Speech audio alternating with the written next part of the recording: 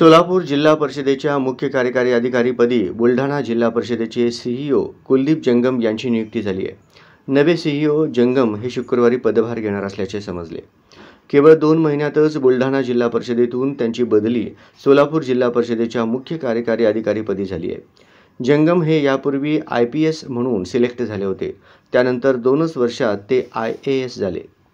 कुलदीप जंगम हे 2018चे IPS अधिकारी असून त्यांनी डिसेंबर 2019 ते ऑक्टोबर 2020 या 11 महिन्यामध्ये गुजरात पोलीस खात्यामध्ये अहमदाबाद ग्रामीण सहाय्यक पोलीस अधीक्षकपदी सेवा बजावली आहे.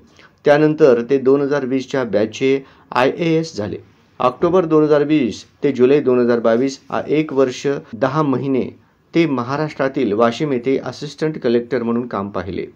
2022 ते ऑक्टोबर 2022 4 महिने assistant secretary ministry of environment forest and climate या ठिकाणी सेवा बजावली. ऑक्टोबर 2022 ते जून 2024 सहाय्यक जिल्हाधिकारी सिल्लोड संभाजीनगर या ठिकाणी कार्यरत होते. त्यानंतर त्यांची नियुक्ती बुलढाणा जिल्हा परिषदेमध्ये मुख्य कार्यकारी अधिकारी पदावर झाली.